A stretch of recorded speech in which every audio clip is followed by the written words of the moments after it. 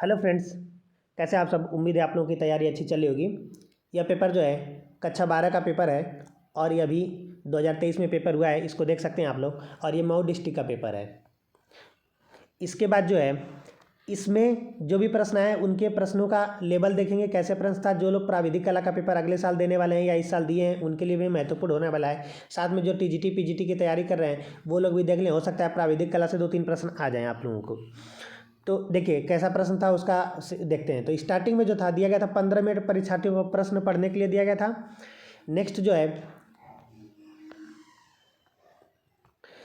Next इसमें एक बात थी कि संपूर्ण प्रश्न 6 खंडों में विभाजित था और सभी खंड करने अनिवार्य थे।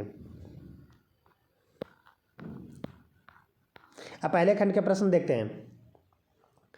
तिरछे अक्षरों के चारों रेखाओं के बीच कितना अनुपात रखना उपयुक्त तो होगा। तो फिलहाल यह प्रश्न मुझे कुछ खास समझ में आया नहीं, इसलिए मैं इसका आंसर बता नहीं रहा हूँ।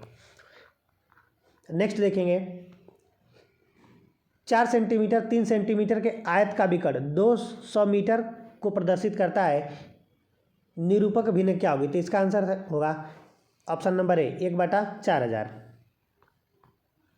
नेक्स्ट निम्नलिखित में से किस ठोस में वर्गाकार फलक होते हैं। तो निम्नलिखित में जो घन है इसमें वर्गाकार फलक होते हैं।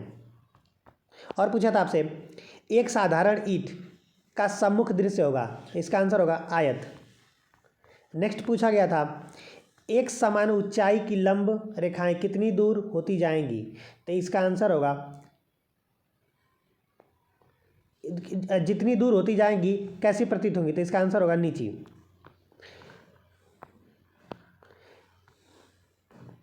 नेक्स्ट देखेंगे दीर्घवृत्त की नाभियों को सदा लिखते हैं। तो इसका आंसर था S1 S2। नेक्स्ट निरूपक भिन्न का अंश और हर किस इकाई में कर लेना चाहिए। तो फिलहाल इसका जो है कि आंसर पता नहीं है ठीक से, तो इसलिए इसके ऊपर जो है हम लोग इसके ऊपर मैं कुछ टिप्पणी करूँगा नहीं, क्योंकि मैं गणित का बहुत ज़्यादा जानकार हूँ नहीं। कला के अध्यापक हैं तो जितना थोड़ा बहुत आता है ना। नेक्स्ट देखिए किसी समपंचभुज का अंतःकोण होता है। तो इसका जो आंसर था D 108।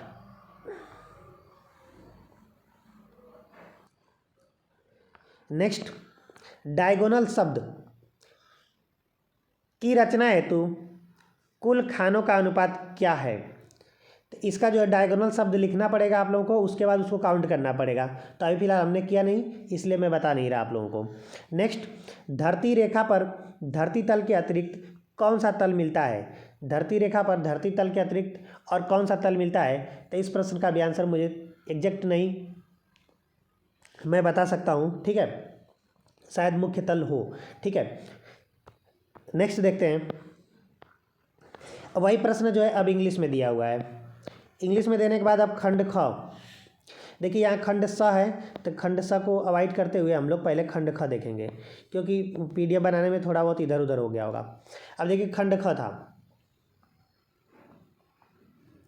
खंड ख में आप लोगों को दिया गया था कि 4 सेंटीमीटर ऊंचाई में छापे वाले बड़े अक्षरों में प्रकाश व छायापुंज हिंदी और अंग्रेजी संचालक या फिर डायरेक्टर शब्द लिखना था। वर्ड्स आप लोगों को 4 सेंटीमीटर की हाइट में लिखना था, ठीक है। 4 सेंटीमीटर की हाइट में आप लोगों को डायरेक्टर शब्द लिखना था, ठीक है। ये पूछा गया था। नेक्स्ट पूछा था इसमें कि 10 मिलीमीटर की ऊंचाई में हिंदी अथवा अंग्रेजी की तिरछी छपाई वाले अक्षरों में से निम्नलिखित वाक्य लिखिए।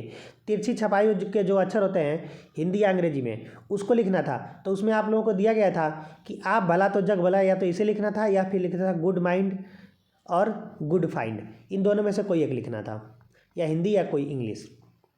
ये प्रश्न 6 नंबर का आया था।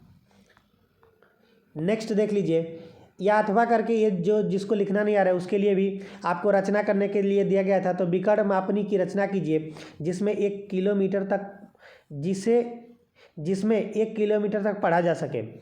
ये सब चीज़ें देख लीजिए, प्रश्न देख लीजिए। तो गणित का है तो रचना से संबंधित रेखा गणित से प्रश्न आया था, ये देख सकते हैं आप लोग। नेक्स्ट जो था खंड 100।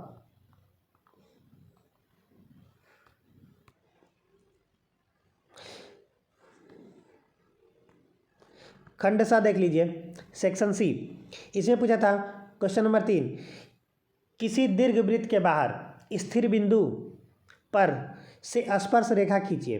किसी दीर्घ एक वृत्त बनाना था और उसके स्थिर बिंदु से एक स्पर्श रेखा खींचनी थी। या अथवा करके दिया गया था कि किसी विधि द्वारा एक दीर्घ वृत्त की रचना कीजिए जिसका दीर्घ अक्ष 7 सेंटीमीटर या लघु अक्ष 4 सेंटीमीटर हो। इसी प्रश्न को, यह प्रश्न अनिवार्य रूप से था, अथवा करके दिया था तो इसको करना था। नेक्स्ट सेक्शन डी में क्या आया था वो देखते हैं। क्षैतिज तल पर बड़े हुए एक वर्गाकार सूची स्तंभ व अनुविक्षेप अथवा उत्सेक खींचिए जिसके आधार पर एक भुजा 2 सेंटीमीटर, एक 3.5 सेंटीमीटर और यह 0.5 सेंटीमीटर होनी चाहिए थी। इसका था और अथवा करके दिया था। तो ये भी रेखा गणित से प्रश्न था। तो आसपास कोई गणित के जानकार होंगे तो उनसे इस प्रश्न को आप लोग और अच्छे से समझ सकते हैं।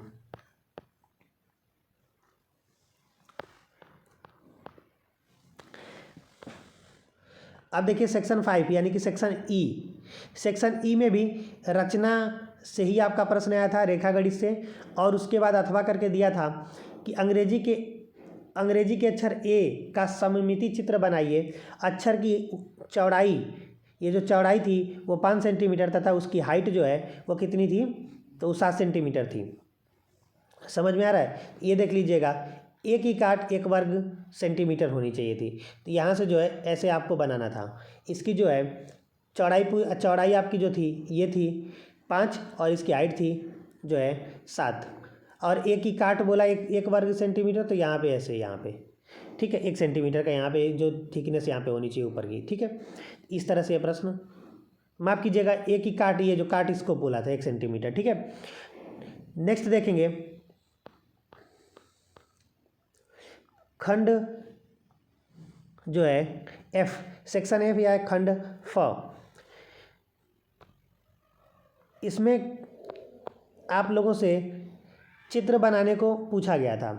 तो दिए गए ड्राइंग शीट पे प्रश्न को देखिए, दिए गए ड्राइंग शीट पे सम्मुख रखे पुष्प, कम से कम एक पुष्प, कली, पत्तियों का ये सब टहनियों मिला के एक आलेखन वगैरह बनाना था। तो उसको ध्यान से पढ़ लीजिएगा और उसको देख लीजिएगा। इसके बाद अथवा करके दिया था आप लोगों को कि या तो स्मृति चित्र, या तो आलेखन बनाइए या तो स्मृति चित्र यानी कि मेमोरी ड्राइंग बनाइए।